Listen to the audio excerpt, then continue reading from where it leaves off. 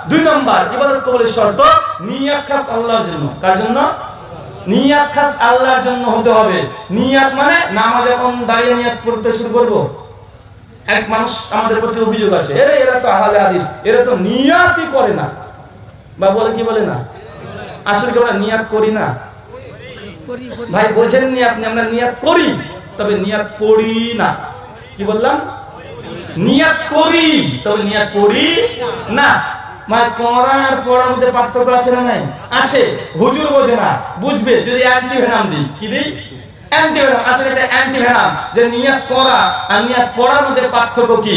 ধরুন একটা চোরকে ধরা হয়েছে, থানার অফিসার বেধড়ক পেটাচ্ছে, প্রচন্ড মারছে চোরকে। চোরকে যত মারে চোর চিৎকার করে হচ্ছে, না স্যার চুরি করবো না, চুরি করবো না, চুরি করবো না, একদম থানা ফাটিয়ে দিচ্ছে। চোরকে যত মারছে চিৎকার হচ্ছে, স্যার চুরি করবো না, চুরি করবো না, ছেড়ে দেন স্যার, চুরি করবো না। আর মনে মনে চোর বলছে, বেটা তোমাকে এত মারলে ছেড়ে দেন, তোর বাড়িতে আমি করবো। বাবুদের নিয়াত কোনটা? যেটা মুখ দিয়ে চিৎকার করে বলছে ওটা না, যেটা অন্তর দিয়ে করেছে। ও মারের ভাবে বলছে, না স্যার চুরি করবো না, চুরি করবো না, চুরি করবো না, ছেড়ে দেন, আমি কখনো চুরি করবো না। আর মনে মনে বলছে, বেটা তুই এত মারলে ছেড়ে দেন, তোর বাড়িতে আগে চান্স নেবো। ভাই নিয়াত কোনটা?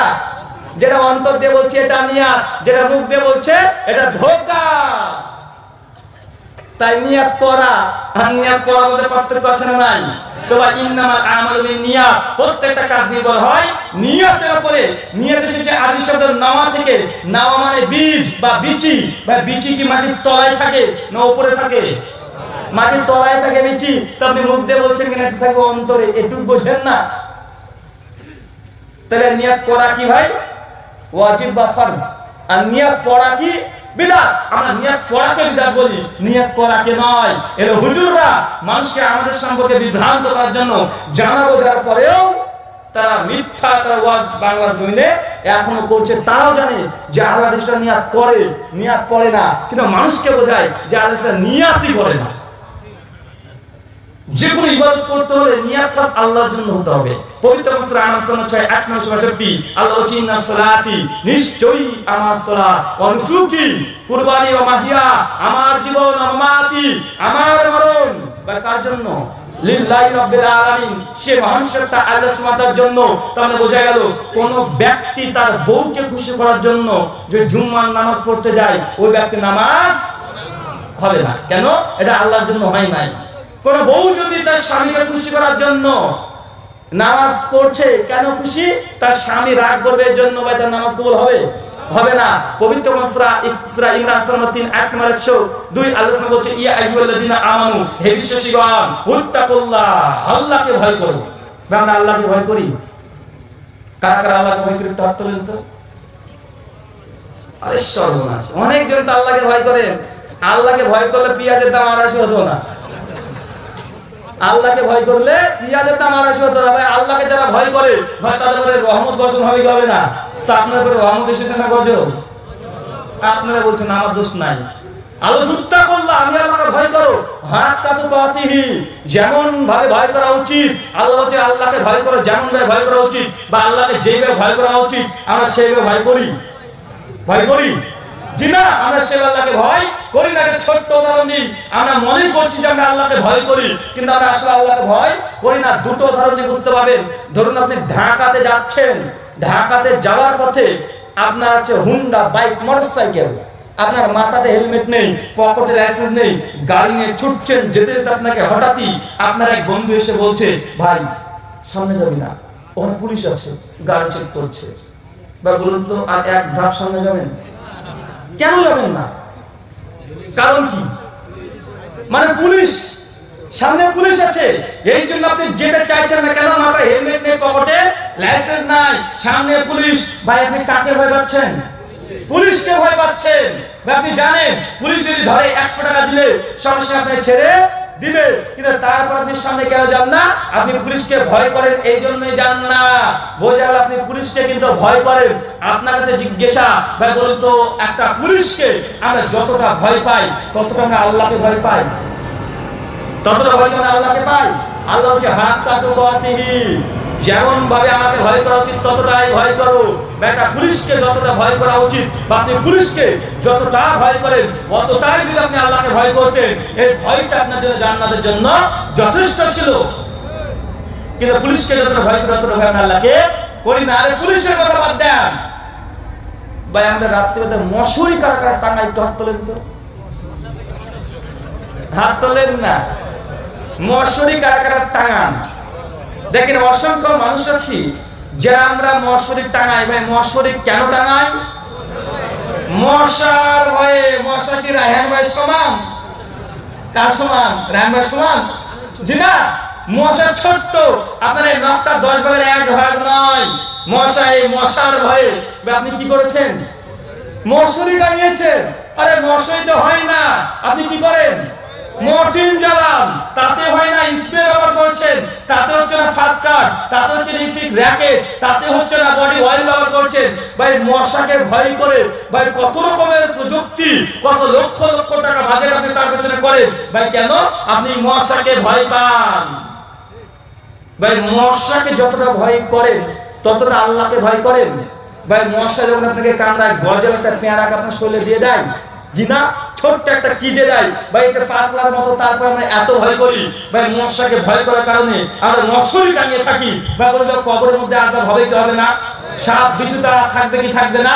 তো ভাই মশার ভয়ে যদি এতগুলো প্রোটেকশন নেন তো কবরের আযাব যে নিশ্চিত সত্য, কবরের মধ্যে যে আযাব হবে, তো এই আযাব, এই সাপ, এই বিছুটা, এই নিকৃষ্ট ভয়ঙ্কর ভয়ঙ্কর প্রাণীর হাত থেকে বাঁচার জন্য কোনো আত্মরক্ষামূলক কোনো কর্ম করছেন? জি না। তাহলে বোঝা গেল না আল্লাহকে যতটা ভয় করা উচিত আমরা ততটা করি না, মশাকে বেশি ভয় করি না। আর সবচেয়ে ভয় আমার মনে হচ্ছে বাংলার জমিনে আলেম ওলেমারা আল্লাহকে কম ভয় করে। সব আলেম ওলেমা না, কিছু কিছু আলেম ওলেমার বক্তৃতা আলোচনা শুনে মনে হচ্ছে যে তারা আল্লাহকে ভয়ই করে না। কেন জানেন? একটা উদাহরণ দিয়ে বুঝতে পারবেন। আলেম ওলেমা পারে তিলকে তাল বানিয়ে দিতে। কি পারে? তিলকে তাল বানিয়ে দিতে পারে। আর আপনাদের বাংলাদেশের ওলেমারা বিশেষ করে এই বিষয়ে এক্সপার্ট, একদম তিলকে তাল বানানো। কেমন? ওই যে ডক্টর জাকির নায়েক একটা বক্তৃতাতে বলেছিল, কি বলেছিল জানেন?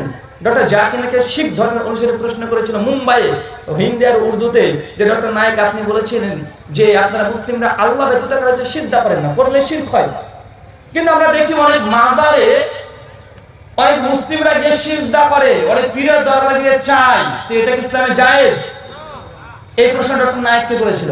ডক্টর জাকির নায়েক উত্তর দেওয়ার সময় তিনি তখন বলছিলেন, আজকে তারিখ মে हम हजरत मोहम्मद सल्लल्लाहु अलैहि वसल्लम के तस्बीह मांगना भी हमारे लिए हराम है। বাকি পীর বাবা মানে আজকের দিনে আমরা মুহাম্মদ সাল্লাল্লাহু আলাইহি ওয়াসাল্লামের কাছে থেকেও চাইতে পারবো না। বাকি পীর বাবা সাহেব বাবা কথা छोड़ो। এই যে ডক্টর জাকির নায়েক বলল মাংনা ভি হামারে লিয়ে হারামে। মাংনা মানে কি ভাই? চাওয়া। মাংনা মানে কি? গিফট চাওয়া। এটা মুম্বাই থেকে ঘুরতে ঘুরতে ঘুরতে ঘুরতে এসে বাংলাদেশে হয়ে গেল মাংনা। ডক্টর নায়েক কি বলেছিল? মাংনা মানে চাওয়া যাবে না নবী রাসূলের কাছ থেকে। আর বাংলাদেশের ওলেমারা বলছে ডক্টর জাকির নায়েক বলেছে ও কাফের, এই জন্য ডক্টর নায়েক বলেছে যে মুহাম্মদ সাল্লাল্লাহু আলাইহি ওয়াসাল্লামকে মানা যাবে না। ডক্টর নায়েক কি বলেছিল? মাংনা। মাংনা মানে কি? চাওয়া। আর ওটা বুঝে নিল কি? মান্না মানে মানা। ভাই তিলকে তাল কি তাল নয়। নায়ককে ভিলেনকে নায়ক বানাচ্ছে কি বানাচ্ছে না? এই জন্য আমি একটা কথা বলি যে বাঙালির কঠিন বুদ্ধি, বাঙালির কাছে বুদ্ধি দিতে পারবে না। তো ভাই আমার এক বন্ধু বলছিল যে আমাদের বাঙালির যা বুদ্ধি, বিশেষ করে বাংলাদেশের বাঙালিদের, তো ওকে যদি আমেরিকাতে 2 বছর রেখে দেওয়া হয়, 5 বছর রেখে দেওয়া হয়, 5 বছর পরে এসে দেখবেন ওই আমেরিকাকে গুটা খুলে মিশে বাংলাদেশকে আমেরিকা বানিয়ে দিয়েছে। এত বুদ্ধি আপনাদের। আর ছোট্ট গল্প বলি আপনাদের, গল্প আপনাদেরকে নিয়ে, এটা বাস্তব না, এমনি গল্প জাস্ট। এখন আন্তর্জাতিক একটা প্রতিযোগিতা হচ্ছে, একটা লড়াই। কিসের লড়াই জানেন? বেড়াল। বেড়াল মানে ম্যাও, ক্যাট, বোঝেন তো? বিড়ালের একটা আন্তর্জাতিক এখন বিড়ালের লড়াই। এখন বাংলাদেশ থেকে একটা লোক তার বিড়ালকে নিয়ে চলে গেছে আমেরিকাতে, ভারত থেকে গিয়েছে, পাকিস্তান থেকে গিয়েছে, নিউজিল্যান্ড, গোটা বিশ্বের মানুষ একজন করে তার বিড়াল আর মালিক গিয়েছে। গিয়ে দেখছে গ্যালারির মধ্যে অসংখ্য মানুষ তার বিড়াল নিয়ে আছে। প্রতিযোগিতা, বিড়াল প্রতিযোগিতা। প্রথম ডাক পড়েছে, আমেরিকার মোটা তাজা বিড়াল একদম গ্যালারির মধ্যে বসে আছে। এই মতো পরিস্থিতিতে পাকিস্তানের বিড়ালকে বলছে যা পাকিস্তানের বিড়ালের সঙ্গে লড়াই। আমেরিকার বিড়াল যখনই পাকিস্তানের বিড়াল গ্যালারিতে ঢুকেছে আর আমেরিকার বিড়াল খ্যাচবাস করে চাবিয়ে ধরে কয়েক মিনিটে পাকিস্তানের বিড়ালকে উড়িয়ে দিয়েছে। একটু আর জাপান গিয়েছে, জার্মান গিয়েছে, সব দেশের বিড়াল আমেরিকার বিড়ালের কাছে গিয়েছে। আর আমেরিকার বিড়াল মোটা তাজা বিড়াল, তার সঙ্গে কেউ পারে না।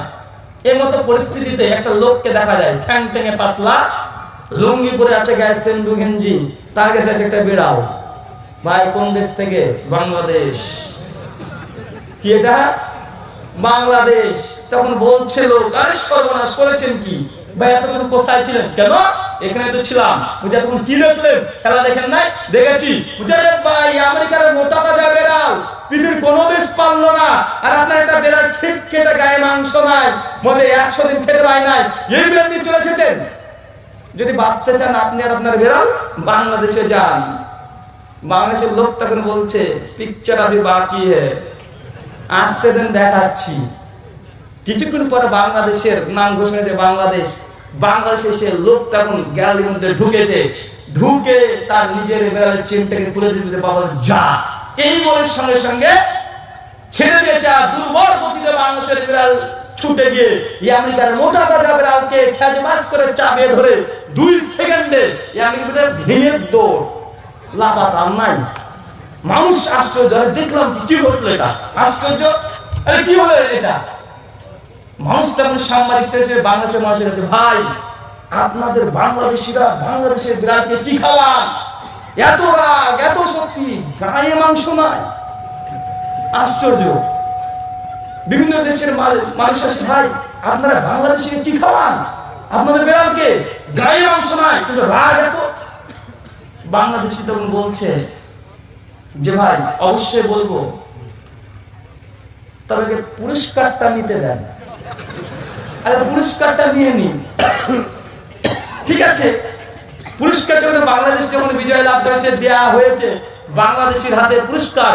আবার মিডিয়া চলে এসেছে, বলে আবার একটি প্রশ্ন, ভাই আপনারা বাংলাদেশে কি খাওয়ান? কি খাবার? যে গায়ে মাংস নাই, এত রাগ। ওই ব্যাপারটা যখন বলে আপনাদের ক্যামেরাগুলো বন্ধ করুন তারপরে বলবো। আচ্ছা ঠিক আছে, ক্যামেরা বন্ধ। তারপরে বাংলাদেশের লোক তখন বলছে, ভাই এইটাই এতক্ষণ যেটা বিড়াল দেখলেন, এটা বিড়াল নয়, এটা বাঘ। আমরা বাংলাদেশিরা বিড়ালকে না, বাঘকে না খেতে দিয়ে না খেতে দিয়ে না খেতে দিয়ে একে বিড়ালের মতো শুকনা করে নিয়ে ছেড়ে দিয়েছি। ভাই বলুন তো, বাঘ যদি না খেয়ে শুকনা কাঠ হয়ে যায়, ভাই বিড়ালের মতো লাগবে কি লাগবে না দেখতে? এই জন্য তো বিড়ালকে বলে বাঘের মাসি। তো বাংলাদেশে আপনাদের এত বুদ্ধি, আপনার বাঘকে না খেতে দিয়ে শুকনা বিড়ালের মতো করে নিয়ে এসে আপনারা পুরস্কারকে হাতিয়ে নেন। তো ডক্টর জাকির নাকের মান্না করতে কতক্ষণ? ডক্টর জাকির নাকের মানা যাবে, মানে চাওয়া যাবে না, মানে বিশ্বনবী কাছে গিয়ে বলতে পারবেন যে আল্লাহ রাসূল আমাকে একটা ছেলে দেন, একটা গাড়ি দেন, একটা বাড়ি দেন, একটা বউ দেন, বা বলতে পারবেন? রাসূলের কাছে দোয়া চাওয়া যাবে? এই জন্য ডক্টর জাকির নাকের মান্না भी আমাদের लिए হারাম है। আর আপনারা বলছেন মান্না মানে মানাও যাবে না, তিলকে তাল বাঘকে বিড়াল বানিয়েছেন, বা হচ্ছে না। বা বলতো এগুলো যদি আলেম ওলেমা তারা নির্দিষ্ট ভাবে একটা মানুষের নামে একদম নির্ভেজাল তারা মিথ্যা কথা বলছে কি বলছে না? ডক্টর জাকির নায়েক বলেন, অথচ এই কথা আলেম ওলেমারা বলছে। ভাই এরা আল্লাহকে ভয় করে? আমার তো মনে হয় না যে ভয় করে। ভয় করলে তো জিভটা একটু কাটতো। আল্লাহকে ভয় করো, হাক্কা তুকাতিহি, যেমন ভাবে ভয় করা উচিত আমরা আল্লাহকে ভয় করি না, তার জ্বলন্ত প্রমাণ আমরা আপনাকে দেখালাম। ইবাদত করলে 3 নম্বর শর্ত হালাল রুজি, হালাল জিনিস ভক্ষণ, হালাল খেতে হবে, হালাল উপার্জন করতে হবে। 4 নম্বর শর্ত সুন্নতি তরিকা হতে হবে। 5 নম্বর শর্ত বিদআত মুক্ত অবস্থা হতে হবে। 6 নম্বর শর্ত শিরক মুক্ত অবস্থায় হতে হবে। ভাই এই 5টা আর 4টে যেটা পয়েন্ট থাকলো, আলোচনা করতে গেলে আরো 4 ঘন্টা জরুরি আছে, কিন্তু এত লম্বা আলোচনা করা আমাদের অভ্যস্ত নয়, মানে এমনি অনেক আলোচনা করা হয়ে গেল। তাই আপনাদেরকে মনে রাখতে হবে